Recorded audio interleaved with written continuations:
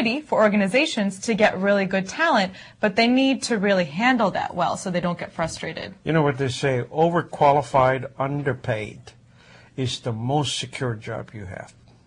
So you think it's better to be on that side of things than to be... In this period, yes. Yeah. I really think so. I sometimes feel that if it's a rat race at the top level, you know.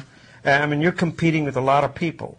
But when you're overqualified, underpaid, you're like the field to yourself, you know. So I feel that they are more secure than anybody else, you know. You know, well, one field where certainly the jobs seem to be disappearing is in photography.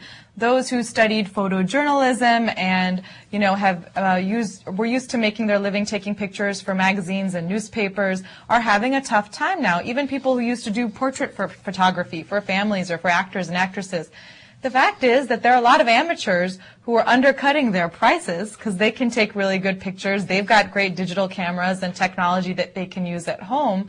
And, you know, with advertising budgets shrinking, and stock photos available on the internet, there's not as much demand for that professional photography as there was before. And so it's not really as viable as a full-time career as it was at one point. You know, I tell you a very wonderful story. In construction business, you're supposed to take pictures every day. Mm-hmm.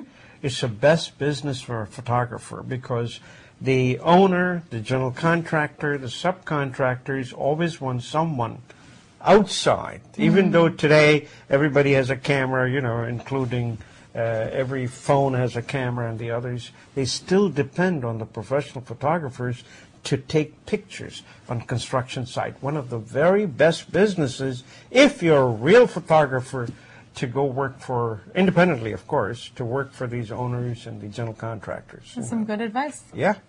Do you know Will Chang? If you don't, I will tell you. Will Chang owns DC United Soccer. That plays at RFK Stadium, and they're going to start in April, just like the baseball when it starts.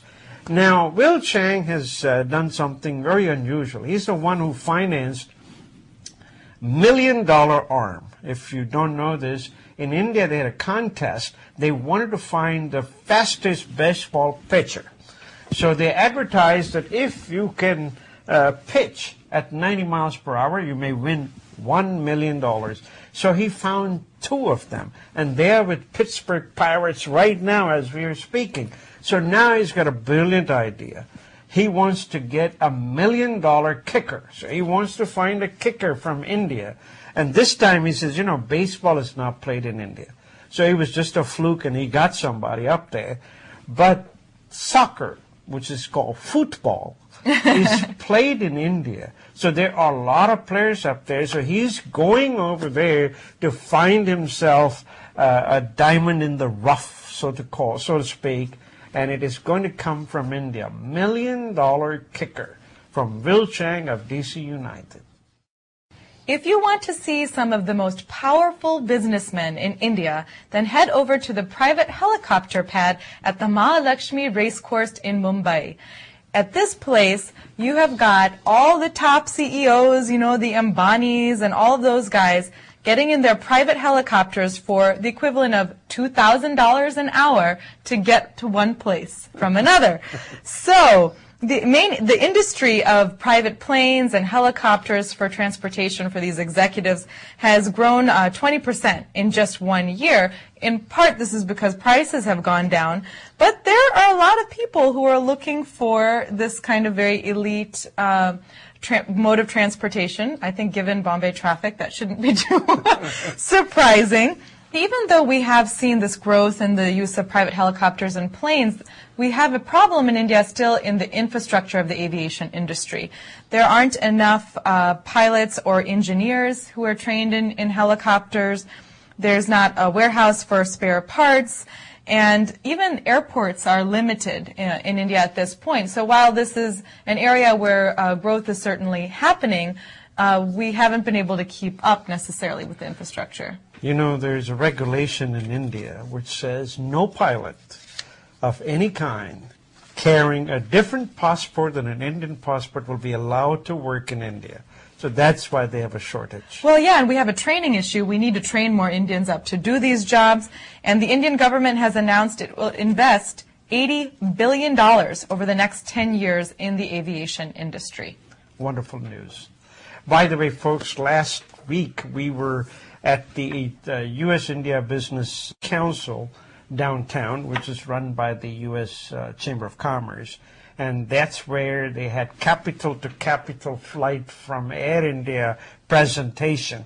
And I must say congratulations to Air India for starting from Washington, D.C. to Delhi, a flight, capital to capital. But moving on, I have an interesting story. So the healthcare reform has passed. And you know who's looking for more work? It's India.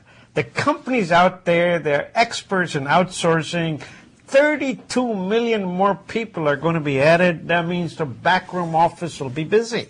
That's true. But these companies are becoming really smarter because they're still smarting from President Obama's, I'd much rather create a job in Buffalo than in Bangalore.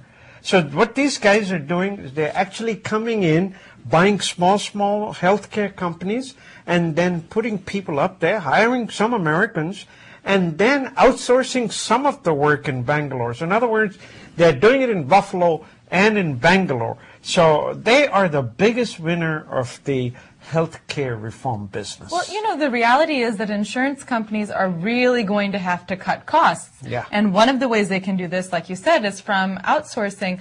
But it's such a good idea to have a combination, right? Why does it have to be Buffalo or Bangalore? Why can't it be both? I mean, I think that's the point. So if there are some more sensitive or high security types of issues that need to be taken care of by American employees working here, great. If there are other kinds of things that can be outsourced to be done in the, like you said, the back office in India, then that's okay too. I think everybody can win. It doesn't have to be presented like Americans lose if Indians get jobs. But you know what is interesting about it is everybody remembers what President Obama said about it. The we